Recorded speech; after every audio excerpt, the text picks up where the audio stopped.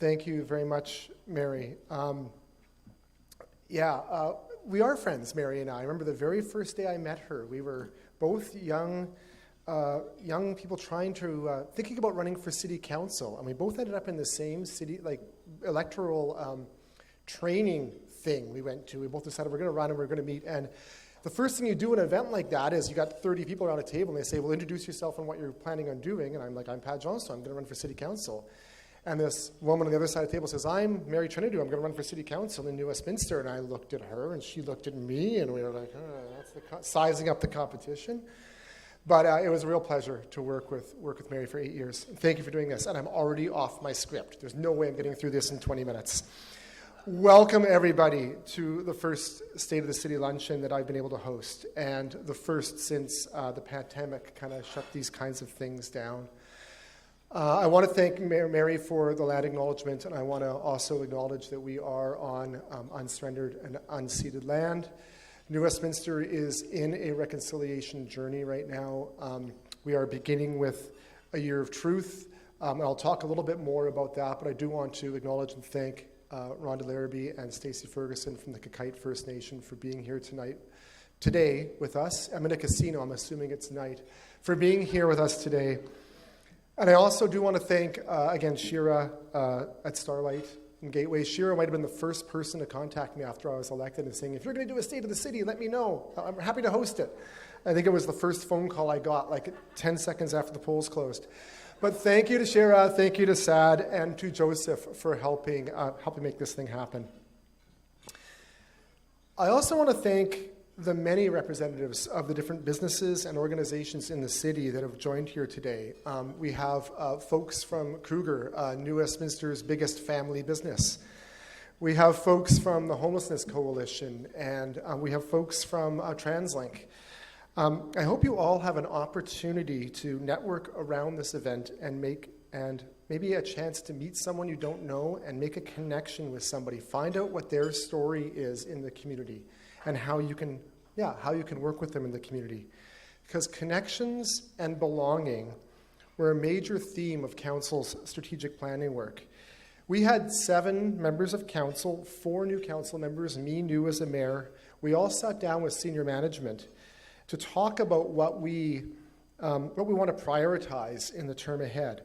And we started by talking about what matters to us in the city. And these are 7 different people, different backgrounds, different political philosophies. But it seemed that every conversation ended up coming back to words like connection, belonging, and community. And it might be because of who we are, it might be because of New Westminster, and it might be because a little bit of what we all felt we lost during the last 3 years when we weren't able to hold events like this, when the organizations in this community weren't able to come together and actually meet and just have these informal meetings. But if you ask around anywhere or ask around New Westminster, what is unique about this city in the middle of this really dense urban and bustling Lower Mainland, everyone was going to tell you it's the sense of community. It's still a city where you know the local brewery guy's first name. Of course. It's a city where you run into the fire chief shopping with his family at the grocery store. It's a city where the person who cuts your hair is also in your yoga class or coaches your kid's soccer team. We're a community of small connections, and even our politics in New Westminster are kind of personal because we all live in the same small town. And that feels really inclusive to us. I think to the people in this room, that feels really inclusive, though we have to always be aware that that can also feel very exclusive in the city. With almost 1,000 new people moving to New Westminster every year for the foreseeable future, some people really fear that we are going to lose that community feel and that connection that makes New Westminster special. So in Council's conversations around strat planning, we talked a lot about what the role of the city is in assuring that everyone feels like they belong in New Westminster. Whether you are a newcomer to our city, whether you're third generation, or whether your family and your ancestors have been on this land and on this river since time immemorial. We need to make sure that everyone feels like they are valued and belong. So the center of our new strategic priorities plan is a pillar called Community Building community belonging and connection. We agreed we wanted to see the city supporting the organizations that connect our community. That could be the arts and the sports communication organizations, the cultural organizations, the business organizations, and the not-for-profits. So I'm just looking around the room, the Homelessness Coalition, the recovery community, the HIAC, Pride, the Chamber, the Salmon Bellies. Since the election, I have had so many meetings with so many people and so many organizations who are doing great work in this city. And some tell me that they want the city to help them get this work done. They need something from the city to get the work done. Others, frankly, just want the city to get out of the way so they can get their work done. But they all want to be heard, and they all want to be empowered to do the work that they're already doing. So listening to and empowering the community leaders and organizations is going to be our top priority in the next 3.5 years. So there are 4 other priority areas in the strat plan, and I'll just touch on each of them quickly. I don't think they're going to be a surprise to anybody in the room. Housing continues to be the #1 issue in the region. New Westminster, I'm going to brag a little bit here because this is not about all my work. This is work of people who came before me as well, and the people I worked with like Bill and Mary. But New Westminster has really been a leader in the region on the full spectrum of housing policy. From shelter and supportive housing through to purpose-built rental, getting more purpose-built rental built than any other city in the Lower Mainland, to building that family-friendly and transit-oriented market development on the SkyTrain line. I don't feel the least bit bashful in saying if the rest of the region had done over the last 15 years what New Westminster had done on housing policy, we would not be in the same housing crisis that we're in right now. But this plan is about looking forward. So we're not going to rest on that. We are going to implement our homelessness action strategy, and we're going to better target our affordable housing efforts and align with senior government funding opportunities that are on the horizon. A couple of city councillors right now are in Toronto at the Federation of Canadian Municipalities meeting. They're doing literally that, meeting right now with senior government officials at the federal government level to find out where that housing accelerator money is going to go, how we can get access to that money. Last month, most of your council attended the UBCN Housing Summit in Vancouver, doing exactly that with the provincial government, with not-for-profit providers, making sure that we understand what they want to fund and what their funding schedules are, so that we have the projects in place to make sure we're getting the most out of that senior government funding that does keep on being promised to be coming for housing. We're also going to continue to prioritize market housing development on and near transit, including the 22nd Street SkyTrain station here. And we will update our infill housing density program to bring more diversity to housing to every neighborhood in New Westminster. Transportation. Now, transportation has lost its status as the #1 issue in New Westminster as of late, but it's still kind of #1 in my heart. It's kind of what got me involved in running in local government. And I think about it because it's still a priority for us, because housing growth and diversity needs to come with a viable plan to get people around. Regionally, that means championing the mayor's 10-year vision for public transportation growth. This is why 2 weeks ago I was in Ottawa with 11 other mayors from across the region, all aligned on a single vision, talking to the federal government about the permanent public transit funding and getting that funding so we can build transit and expand transit in New Westminster and across the region. The numbers are real. 50,000 people are moving to this region every year, and they're not all going to fit on Royal Avenue at 5 o'clock in the afternoon. We need to build alternatives, and permanent public transit funding is a big part of that. So when I think about local transportation, though, I think about how over the last 3 years, streets in New Westminster and like all urban areas across North America have actually gotten less safe. After decades of improvements in vehicle safety and pedestrian safety, the numbers have changed in the last couple of years. The way we're using streets has changed. So the trend is that it's actually becoming less safe to be a pedestrian or a cyclist in urban areas. So our council term is going to prioritize shifting this using a Vision Zero approach of engineering, education, and enforcement. If it's not safe to walk in a 15-minute city, then we cannot achieve our transportation, our livability, or our greenhouse gas goals. The third pillar is a generational approach that we're taking to infrastructure and asset management. A growing community needs to build a growing committee. That just sounds like the bureaucrat side of me, doesn't it? A growing community needs to build the infrastructure to support that growth. That in New Westminster, the most obvious example right now is Thomas Out. Thomas Out is the biggest single capital project the city has ever undertaken. Twice the space for aquatics and recreation of the buildings that it's replacing. 100% accessible, a zero carbon building. It's going to be the first zero carbon recreation and aquatic center of its type built in Canada. It is going to be transformational for the city, and it's going to be open in less than a year. That's going to be an exciting change for the city. But the infrastructure plan also means huge investments we are making in things like electrical substations, sewer upgrades, pump stations. They're really disruptive, expensive, but really unsexy stuff that keeps the city running.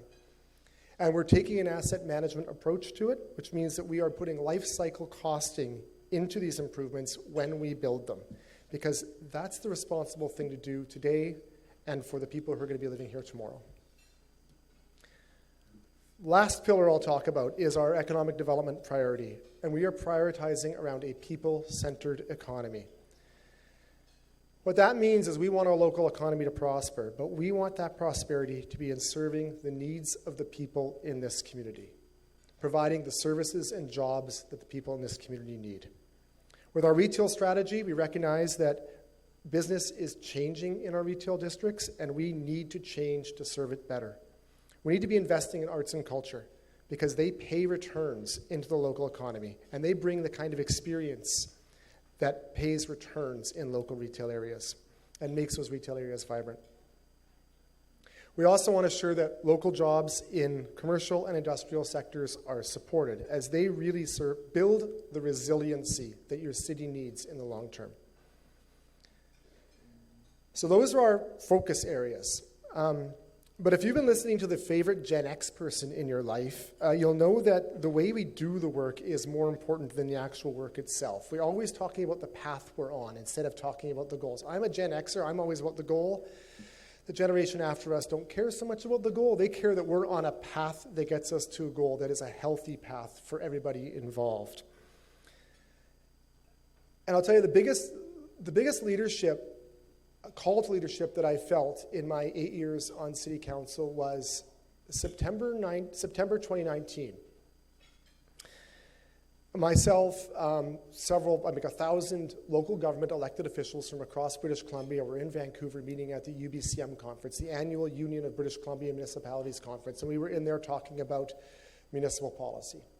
And on Friday afternoon, we walked outside onto the street in downtown Vancouver, and there were hundreds of thousands of people on the streets.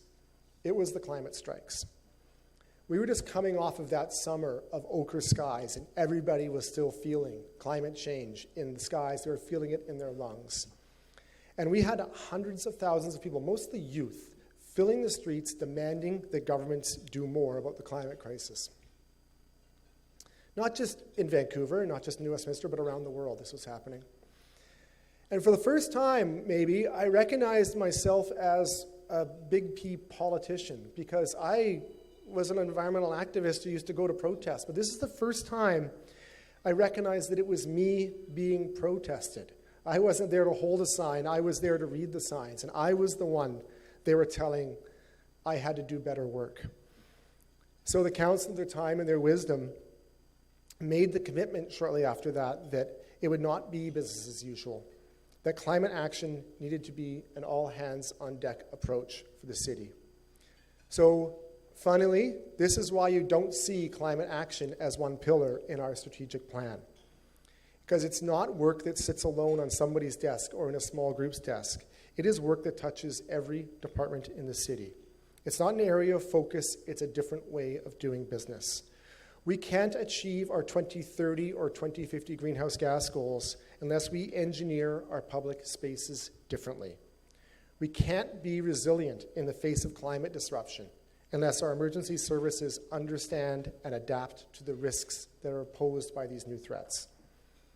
And the buildings we approve today are going to be the affordable housing stock in the zero carbon future. So we better make sure the buildings we're building today are the resilient buildings we need in that zero carbon future. And the list goes on. Every department in this city needs to be done, and it needs to be viewed through that climate lens and what it means to our 2030 and 2050 goals. Now, lenses like this are also going to be applied to assure that we are being true to our goals of reconciliation, beginning this year with the Year of Truth. A lens like this will also be applied in public engagement as we are bringing a radical new model of community participation, which I hope we will be able to announce very soon. And it's also going to be applied for our diversity, equity, inclusion, and anti-racism files as we reckon with increased inequity in our communities, and I think many of your other organizations are also trying to reckon with how we address these new demands in us. But it is what our community expects. It's what they're asking from us, and it's the right way for us to approach all our work. Now, a strategic plan, we're not starting with a blank slate. A city is always about building the plane while you're flying. There are a lot of overlapping regional crises even that are impacting our community every day, and we are not taking our eye off those. We are continuing to take on those challenges at the same time as we develop towards a better future. And that is the reality of governance in the times we're in right now, which is a time of disruption. So I want to talk about maybe a strength that the city has and maybe one weakness that I see on the horizon. The good news is that the city's finances are actually really solid. We came through the chaos of COVID in a financially healthy position. It was, I'm not going to lie to you, it was touch and go at times. It was stressful at times during that last period. We had to make some hard decisions through COVID, as I'm sure many of your organizations did. But we came through it in a good financial spot. Our major capital projects are very close to being on budget and mostly on time, which is no mean feat in an era of supply chain crises and runaway inflation and all the other situations we're dealing with. We are investing a lot of money in infrastructure right now, and a lot of it is that unsexy stuff I was talking about earlier. And it's going to look hard on our finances in the next 2 or 3 years as we do take on debt and as we do start to cut into the reserves that we had put aside to invest in this infrastructure. But the fundamentals in our finances are solid, and we will be in a really good position in 5 years. We always exist in 5-year plans in the cities. So I'm actually in a very confident position about where the city's finances are for us to get through this period of infrastructure growth, as long as we continue to be prudent about how we spend and not slapdash in our financial decision making. The bad news is that we continue to face a really significant labor crunch. We're not alone in this. Again, I'm looking at the businesses and organizations around the room, and many of you can probably relate. But it really seems to be hitting medium-sized cities as hard as anyone else. We're probably 15% down in staff in most departments in the city right now. And that's just through retirement and through interregional competition for talent. In a lot of areas, we simply cannot compete with bigger cities or with private sector when it comes to wages. If people ask me what keeps me up at night in this job as mayor, it's not the threat of that earthquake that's going to happen eventually. It's not even the letters section of the New West Record that keeps me up. It is the fear that we will not be able to deliver on our ambitious mandate because we simply won't have the staff to do the work. And it's not just that your permits are going to take a little longer to turn around, or that our grass cutting schedule is going to get pushed back a little bit in some of our parks. It becomes a very pernicious issue when you're short-staffed, and it really starts to hit on staff's morale. And that ends up becoming a dangerous cycle that we're really having to address very thoughtfully with our HR folks. And it's actually everybody's job in senior management and on council to do that job, to make sure that we are supporting our staff at this difficult time, because they are the people who get the work done. I get to stand up here and crow about it. They're the ones who get the work done. And we do have great staff in the city. We are a city that gets things done. We're a city that leads with values. And we're a city that's willing to innovate and break down silos. And that together is enough to attract really good talent. But the value also of having a connected community, a community where staff get to know people who are doing good things in the community, where we communicate face-to-face and not through Facebook missives, that is also a competitive advantage to staff who are doing the work for you in the community. And I guess that brings me back to connections. The pandemic set us back, but we're still here. New Westminster was noted by BC Business Magazine as one of the most resilient municipalities in British Columbia going through the pandemic. And they specifically talked about us because of the strength of community connections in the community. They talked to organizations like the Arts Council. They talked to organizations like the BIA about the connections and the support they get in the community. That's what made us resilient. So if I leave you with a call to action, it's to reach out to me, to reach out to members of council, reach out to our ECDev staff, but also reach out within your own organization and to the organizations that you're involved with, and ask yourself, what are you doing to build stronger connections in your community? I look across this room of leaders, and as council strategy is to support people and organizations in community building, I leave you with a question: what are you going to do to support your community, and how can we help in the city? Because it's the strength of the people and organizations that are represented in this room that makes the state of our city strong in 2023. So thank you for listening.